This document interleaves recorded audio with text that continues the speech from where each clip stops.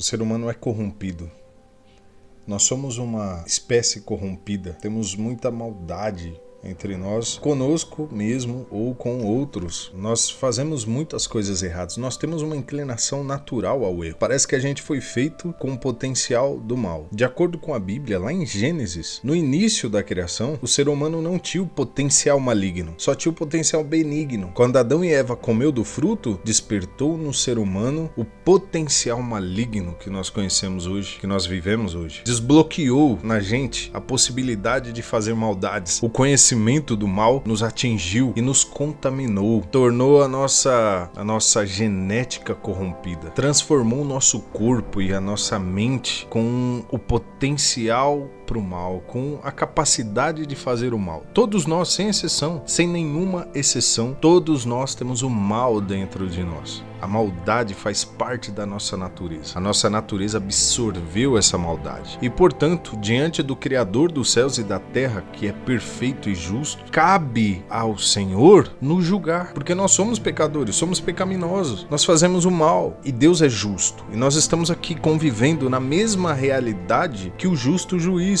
Então, ele tem que nos julgar. E quando ele olha para nós, diante de tudo que nós somos, de tudo o que nós fazemos, de todas as inclinações malignas que nós temos, a tendência do Senhor é nos condenar para sempre. Mas então, pelo seu amor, Deus desenvolve um meio, um plano, um drible jurídico para nos libertar da nossa própria condenação. No livro de Romanos, capítulo 3, está escrito: todos pecaram, estão afastados da presença gloriosa de Deus. O apóstolo Paulo transmite o conhecimento que todos nós estamos queimados com Deus. Nós não somos aceitos. A nossa natureza é contrária à vontade de Deus e, portanto, não tem como nós estarmos diante de Deus sem sermos condenados. Ainda no livro de Romanos, no capítulo 6, no versículo 23, está escrito: pois o salário do pecado é a morte. Então, a consequência, a justiça de Deus para o ser humano é a morte. Nós não temos uma defesa diante da nossa natureza e tudo que nós fazemos. Nós somos dignos da morte, da condenação. Em Gálatas, capítulo 5, versículo 19, está escrito: as coisas que a natureza humana produz são bem conhecidas. Elas são a imoralidade sexual, a impureza, as ações indecentes, a adoração de ídolos, as feitiçarias, as inimizades, as brigas, as ciumeiras, os acessos de raiva, a ambição egoísta, a desunião, as divisões, as invejas, as bebedeiras, as farras e outras coisas parecidas com essas. Repito o que já disse: os que fazem essas coisas não receberão o reino de Deus. Então o apóstolo Paulo está deixando claro aqui que nós não temos, de acordo com o que a nossa natureza faz, nós não temos acesso ao reino de Deus. Nós estamos afastados, somos seres caídos, que precisamos do plano de Deus, de uma salvação. E é aí que entra Jesus. Deus criou então um plano com muita sabedoria, com profunda inteligência, para resgatar o ser humano de si mesmo, resgatar-nos da nossa própria maldade, resgatar-nos da consequência justa que nós merecemos, que é a morte e a condenação eterna. Mas o seu amor é muito amplo. Como diz aquela música: o meu orgulho me tirou do jardim, mas a tua humildade colocou o jardim em mim. O amor de Deus é tão profundo por nós que ele mesmo fez o que nós não poderíamos fazer. No livro de Isaías, capítulo 53, versículos 4 e 5, está escrito: no entanto, era o nosso sofrimento que ele estava carregando. Era a nossa dor que ele estava suportando. E nós pensávamos que era por causa das suas próprias culpas que Deus o castigava, que Deus o estava maltratando e ferindo. Porém, ele estava sofrendo por causa dos nossos pecados, estava sendo castigado por causa das nossas maldades. Nós somos curados pelo castigo que ele sofreu, somos sarados pelos ferimentos que ele recebeu. Versículo 7. Ele foi maltratado, mas aguentou tudo humildemente, e não disse uma só palavra. Ficou calado como um cordeiro que vai ser morto, como uma ovelha quando cortam a sua lã. Aqui, a palavra, a profecia de Isaías está falando sobre o Messias que viria sofrer pelo seu povo. Este é Jesus. Jesus sofreu por nós. Jesus foi castigado no nosso lugar. Nós temos a natureza corrompida. Nós temos a natureza pecaminosa e o Senhor, em sua infinita sabedoria, decidiu trazer um ser puro para que esse ser sofresse os castigos que nós que merecíamos. Quando João Batista vê Jesus, ele diz, lá em João capítulo 1, versículo 29, João viu Jesus vindo na direção e disse: aí está o Cordeiro de Deus, que tira o pecado do mundo. Muitos sacrifícios que eram feitos pelos judeus, pelos israelitas para Deus, os animais que eles entregavam como sacrifício, era para tirar os pecados deles. Eles derramavam o sangue de um animal inocente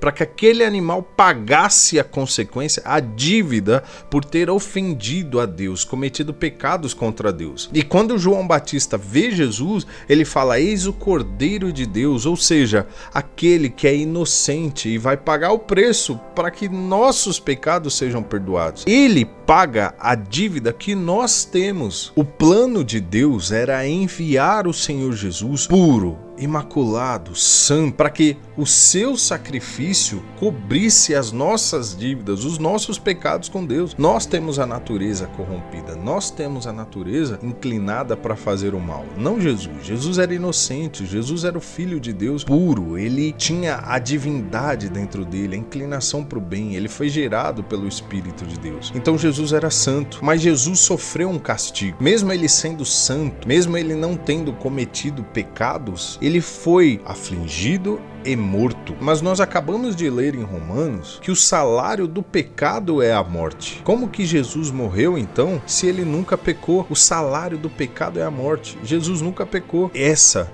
meu amigo, minha amiga, é a estratégia mais poderosa que o Senhor Deus criou. O segredo de todos os tempos, a coisa mais importante da boa nova que Deus nos dá. Quando Jesus chega diante de Deus, inocente, porém morto, só pode ser feita uma coisa pelo Criador dos céus e da terra, que é justo. Ele precisa ter sua vida de volta, porque ele é inocente. Só que ele sofreu já. O que nós temos que fazer então? O que nós fazemos quando alguém sofre alguma coisa e a gente quer reparar aquela pessoa pela injustiça que ela sofreu? Nós fazemos algo além de pagar o que nós devemos. Nós pagamos juros, nós pagamos uma indenização. Alguma coisa nós fazemos para que aquela pessoa tenha o que é seu de volta, de forma justa, de forma correta. E então Deus dá a Jesus a sua vida e concede a ele o trono do reino, para que agora Jesus reine sobre tudo que existe. Jesus ganha como galardão, como recompensa, como uma indenização por ter sofrido injustamente, o direito e o poder sobre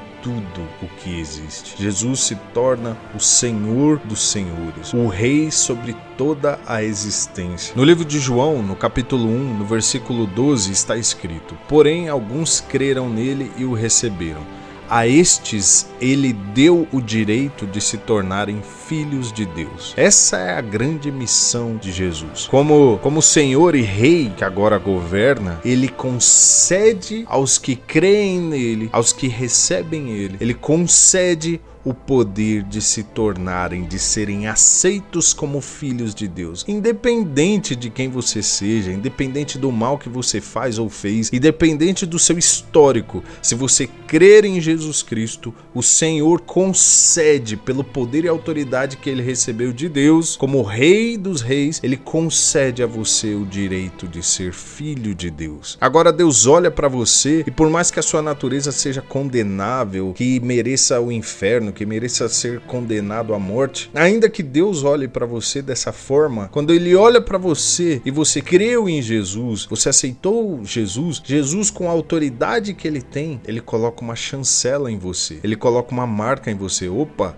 esse daqui não vai ser condenado porque ele é meu. E eu, como aquele que tem o direito a receber a indenização pela injustiça que eu sofri, eu concedo a ele o direito de ser filho de Deus, ainda que ele não mereça, ainda que você não mereça, ainda que nós não mereçamos. Quando nós cremos em Jesus, pelo poder e autoridade que ele tem, ele determina que nós somos feitos filhos de Deus, nós somos iguais a ele, e ele tem poder para isso. O próprio Deus concedeu esse direito a Jesus, esse poder a Jesus, pelo que ele sofreu, e Jesus, absorvido desse direito de Deus, nos concede, aqueles que creem nele, nos concede o direito de serem filhos de Deus. Agora, você pode olhar para cima e falar: Deus, muito obrigado por me aceitar, muito obrigado por esse plano de salvação, porque agora, ainda que eu não mereça, eu me torno um filho de Deus, porque o Senhor Jesus prometeu que aquele que crer nele, aquele que aceita ele e crê nele, é salvo como um filho de Deus, é reconhecido como um filho de Deus. Em Romanos capítulo 8, versículo 1, o apóstolo Paulo confirma isso.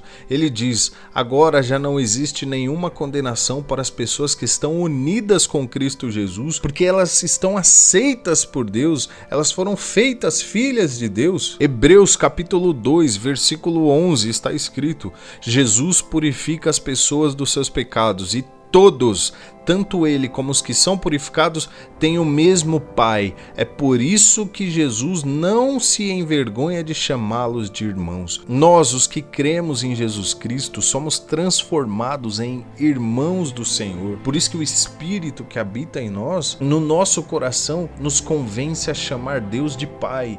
Porque agora, sendo filhos de Deus, por crermos no Senhor Jesus, o Senhor Deus nos aceita e derrama sobre nós o Espírito Santo. Eu falarei sobre isso em um próximo vídeo. Portanto, meu amigo, minha amiga, você que ainda não creu no Senhor Jesus, mas reconhece que tem a natureza corrompida, a natureza contaminada, olhe para o Evangelho, olha para essa notícia que está chegando aos seus ouvidos agora. O Senhor Deus te aceita. A única coisa que você tem que fazer é crer na mensagem de Jesus. A mensagem de Jesus é esta: eu sofri por você, eu sofri no seu lugar. Eu sofri e, como justiça de Deus, eu recebi do Pai o direito de te comprar. Você agora pode ser meu. Mas eu não sou um ditador. Se você aceitar-me de bom grado e de bom coração, eu coloco em você o meu nome. E você é feito um filho de Deus como eu sou filho de Deus. E o Pai vai olhar para você e vai ver a mim, vai ver o Senhor Jesus em você. É isso que o Senhor Jesus nos dá. E Jesus é santo, Jesus é puro. Quando Deus olha para Jesus, ele olha em diversos momentos. O Senhor disse o quê? Este é o meu filho, a quem eu tenho muito prazer. Então Jesus olha para nós, e ainda que nós tenhamos um histórico pecaminoso, uma natureza pecaminosa, quando ele olha para nós, ele nos vê como propriedades de Cristo. Cristo nos comprou com o seu direito à indenização pelo que ele sofreu. E agora que nós pertencemos a Jesus, Jesus vira para nós e nos transforma em filhos de Deus. É esse o presente que Deus tem para você. Essa é a mensagem, essa é a boa nova do Evangelho do Senhor Jesus. Isso que você tem direito à salvação mediante a aceitação de que Jesus Cristo é o seu Senhor. Incline sua cabeça agora, coloque a sua mão no seu coração e fale com o Senhor: Jesus, eu te aceito, tu és o meu Senhor e o meu Salvador, eu creio no teu sacrifício. Creia no seu coração, creia que você agora é feito um filho de Deus. Você é aceito por Deus como um filho de Deus, não porque você merece, mas porque Jesus Cristo pagou o preço por você. Jesus Cristo te comprou. Jesus sofreu e te abençoou com o privilégio de ser feito um filho de Deus. Romanos 8, versículo 33 e 34. Quem acusará aqueles que Deus escolheu? Ninguém. Porque o próprio Deus declara que eles não são culpados. Será que alguém poderá condená-los? Ninguém, pois foi o Cristo Jesus quem morreu, ou melhor, quem foi ressuscitado e está à direita de Deus. E ele pede a Deus em favor de nós. Essa é a mensagem, esse é o Evangelho do Senhor Jesus. Jesus pagou o preço, foi injustiçado, morreu sem merecer, teve a sua vida de volta e, como indenização, ele pediu a Deus que todo aquele que nele crer seja feito um filho de Deus. Creia em Jesus Cristo e seja salvo. Deus abençoe e até a próxima.